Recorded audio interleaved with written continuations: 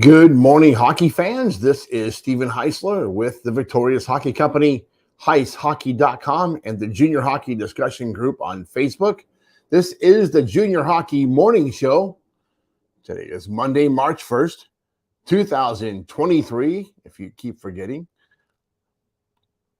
Philadelphia managed to shut out New Jersey last night, 3-0 in New Jersey.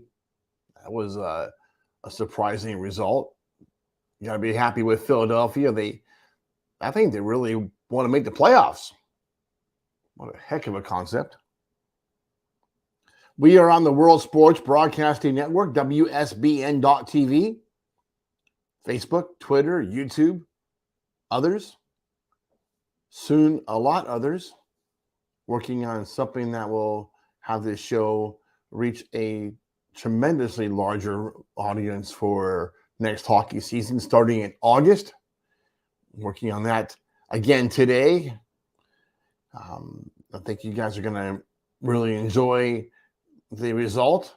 Might not be the best thing for some people out there that would rather us not have such a large reach. It's okay. That's going to happen. We're going to talk about that a little bit today. Today's show on Wednesdays, we always do If I Were King. Well, this could be the last one for a while. If I Were King would break up the NAHL Gong Show. Grab your coffee. This is going to be a good one. Sit down. Stand up, whatever you want. There are 10 different Junior A leagues across Canada. Why? Because what may work in British Columbia does not necessarily work in Toronto. Here in the United States, our national governing body, USA Hockey, has decided to grant exclusivity to the United States Hockey League and North American Hockey League. As a result, other groups that wanted to do junior hockey are forced to play outside the jurisdiction of USA Hockey if they want to have free to play, or in the event they want to have a league that's equal that could compete with the USHL. It's clearly time and very evident that the North American Hockey League has taken advantage of that exclusivity. And USA Hockey needs to get back to the roots and rescind that. It's clearly time for the North American Hockey League to be broken up and restructured into several different leagues. Why? Because Boston is not Minot, and Philadelphia is not Odessa. The business models in each division are so varied that it makes the league's ridiculous valuations ludicrous. How can Danbury's joke of an operation be valued at $1 million? What kind of fools are in Rochester and now New Hampshire? How can they look at Danbury and say, me too?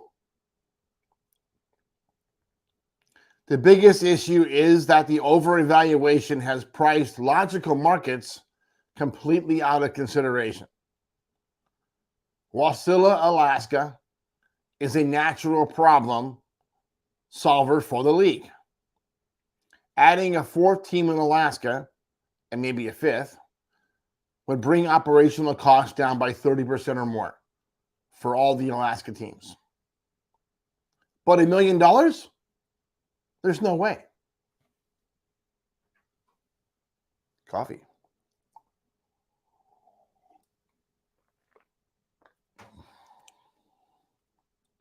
Breaking up the league would give regional operators a stronger base to work from without the heavy oversight from henchmen with no skin in the game. Owners have given up too much authority to people that could not care less if an operator wants to stay or go. If they continue to get their overinflated salary, who cares? It's time for the South Division to run its own show. The Central and Midwest can easily coexist and let Alaska do their own thing. Let Frankenfeld sell 20 more teams in the East. That appears to be his direction. The biggest reason for a breakup, the choice to not enforce standards and USA Hockey rules as they are, and the insanity surrounding on-ice officials have left many to wonder if it is time for a change.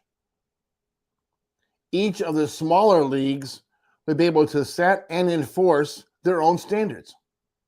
Again, let volunteers take over much of that responsibility. Maybe let Frankenfeld's office run their tournaments and other fluff, but each of the smaller leagues can get volunteers to do a better job of managing officials and safety. Maybe an end-of-season USA Hockey National Championship. That would be nice to see again. Frankenfeld can do that. But so could a USA Hockey Championship Committee made up of volunteers. We have way too many professional bureaucrats in hockey. We're talking about amateur hockey played by mostly teenage boys. Yet these folks think it's a show. It's way beyond time to trim the fat and rein in control back to the owners. You know, the folks paying for all this. Without consistent enforcement of rules and standards, the NAHL has only been a gong show. It's time to cancel it. I love the North American Hockey League. But it's mind-boggling that they've allowed the inmates to start running the asylum. It's mind-boggling that these yahoos in Texas are out running around with vendettas, with ulterior motives, with absolutely no skin in the game. Why are we doing this? Why are there not more divisions or more leagues that can come together at the end of the year? Because the reality is just that. Minot is not New York City. What works in Aberdeen is not going to work in Danbury. What works in Bismarck doesn't work in Anchorage. Bismarck hasn't been to Alaska in years. The East Division doesn't go to Alaska, very rarely. Haven't seen it in a long time. The South Division. When's the last time you has Lone Star been to Alaska at all? So there's really not much cross play except at the showcase. So just end the charade. It's not a league. It's 4 different groups controlled by Dallas. Really, it should be 5. Maybe it should be 8. What is Colorado going to do? That's not good. What's Colorado going to do playing with, the whole South Division? Why is Colorado going to travel to Corpus Christi, Bossier City? That doesn't make any sense. Who approved that? Maybe you wanted to get into the Mountain Division or break up the NCDC. That was the stated goal. Maybe you should have approved some of those guys when they asked to join the league. Ogden, Utah, they had their money, and you denied them. They did something else, and now you're trying to take them apart. Proactive? That's reactive. You got to be smarter than this.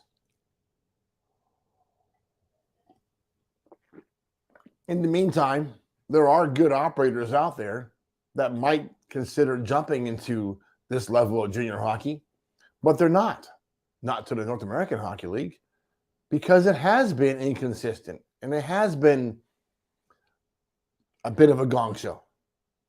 Referee is all over the place. Maybe we pay more guys. Maybe that 4th guy in the seats watching what's going on in the game all the time. That makes sense. But we don't have that, do we? We're lacking that. You guys are saving a buck, jumping over $1 and losing thousands. You got to get a grip. I think the grip has to come from within each division. It's time. You guys need more control over your product. It doesn't make any sense. This square box is not going to fit all these different size pegs. You guys can do better. The Central Division is a machine. They do have some crossover with the Midwest, and it's good hockey. But you don't see those Central guys going to Alaska, do you? No. Enough of the charade. Let's face it. Most of the North American Hockey League doesn't want anything to do with going to Alaska. So give them their own league. Break the North American Hockey League up. Let Frankenfeld run the whole thing as the same way the Canadian Junior Hockey League is operated. That makes more sense. But this right now doesn't. $1 million for a new membership does not make sense for a lot of markets that would benefit from this. And in the end, hockey players benefit when there's more free-to-play hockey. Enough of this. What else do we have going on today, Tommy? It's Wednesday. I did a little bit of a rant. People are going to get mad at me this morning. It's okay. They'll get over it. Tomorrow will be just something else. I'll say something else crazy. We'll figure it out. But folks, there's a lot of things going on. Campapalooza is happening. Everybody's getting invites from everybody. I mean, there's kids that are playing single-A hockey at the Pee Wee level that are getting invitations to junior camps. Doesn't make any sense. North American Hockey League camps. Hey, come to our pre-draft camp. The kids just barely cleared Pee Wees. Doesn't make any sense. You guys got to act like you're more selective in this process. Don't make it so obvious. You're embarrassing yourselves. Why would you invite a house Pee Wee player to a pre-draft camp? El Paso. It's ludicrous. Or how about this? Why would you invite a player that was born in 1998 to a pre-draft camp? It's clearly you're not even focusing on what you're doing. You're just blasting everybody. Hey, come to our pre-draft camp. We need your money. Doesn't make any sense. But we're seeing it, we're hearing about it, and people are laughing at you because of it. And again, why would Bismarck want to be associated with that kind of garbage out of El Paso? Doesn't make any sense. All right, let's wrap this up. We hope that you enjoy your morning coffee